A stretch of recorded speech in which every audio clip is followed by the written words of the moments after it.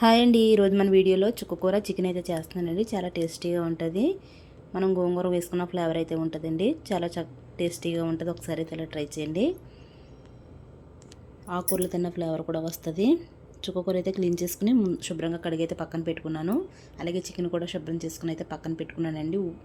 Salt, పసుపు అయితే వేసుకుని కడిగి పచ్చిమిరపకాయలు, ఉల్లిపాయలు, టమాటాలు కూడా కట్ చేసుకుని పక్కన అయితే పెట్టుకున్నాను. ముందుగా స్టవ్ ఆన్ చేసుకుని ఒక గిన్నె అయితే పెట్టుకోవాలి. గిన్నె వేడెక్కిందండి. ఆయిల్ వేసుకుంటున్నాను.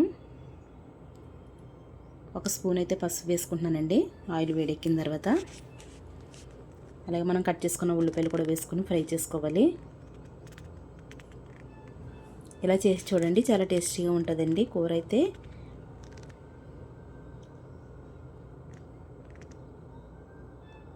ఇవైతే ఫ్రై అయినాయి కదండి. టమాటాలు, పచ్చిమిరపకాయలు కూడా వేసుకుంటున్నానండి. ఇవి కూడా బాగా ఫ్రై చేసుకోవాలి.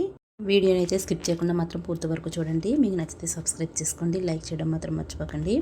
పక్కన ఉన్న గంట సింబల్ అయితే క్లిక్ చేయండి. పెట్టే ప్రతి వీడియో మీకు నోటిఫికేషన్ ద్వారా వస్తుంది. మూత అయితే పెట్టుకుని బాగా ఫ్రై చేసుకోవాలండి.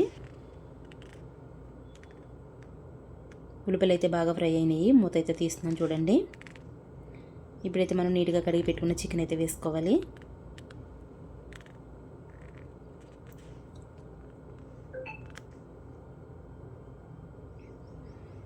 చికెన్ మొత్తం వేసుకున్న తర్వాత అయితే బాగా కలుపుకోవాలండి.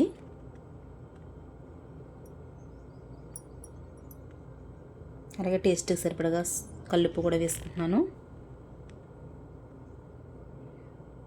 దీంట్లోంచి వాటర్ వస్తుంది కదండి. వాటర్ అంతా ఇంకిపోయేదాకా అయితే మనం ఉడికించుకోవాలి.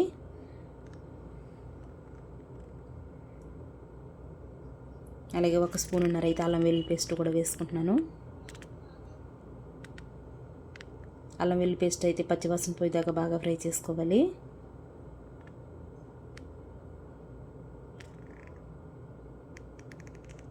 మనం మూత అయితే పెట్టుకుని బాగా ఫ్రై చేసుకోవాలండి. ఇలా చేసి చూడండి, చాలా బాగుంటుంది.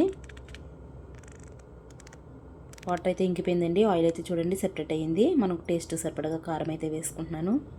కారం వేసుకున్న తర్వాత ముక్కలన్నిటికి బాగా పట్టించాలి. ఒక 2 నిమిషాల తర్వాత అయితే వాటర్ వేసుకుంటున్నానండి.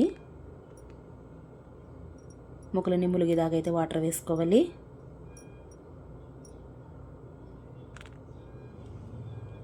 మూత అయితే పెట్టుకుని ఉడకనివ్వాలండి. చుక్కకూర ఎప్పుడు వేస్తానో చూపిస్తాను చూడండి. కూర అయితే ఎగురుతుంది కదా. ఇప్పుడైతే మనం చుక్కకూర వేసుకోవాలి. మనం గమ్ముని ఉడికిపోద్దండి చుక్కకూర.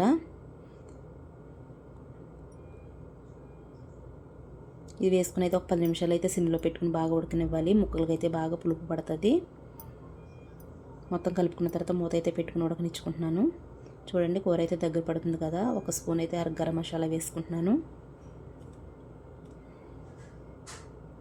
మసాలా అయితే వేసుకున్న తర్వాత 1 నిమిషం అయితే కలుపుకోవాలి. అలాగే కొంచెం కొత్తిమీర మెతి కూడా వేసుకున్నానండి.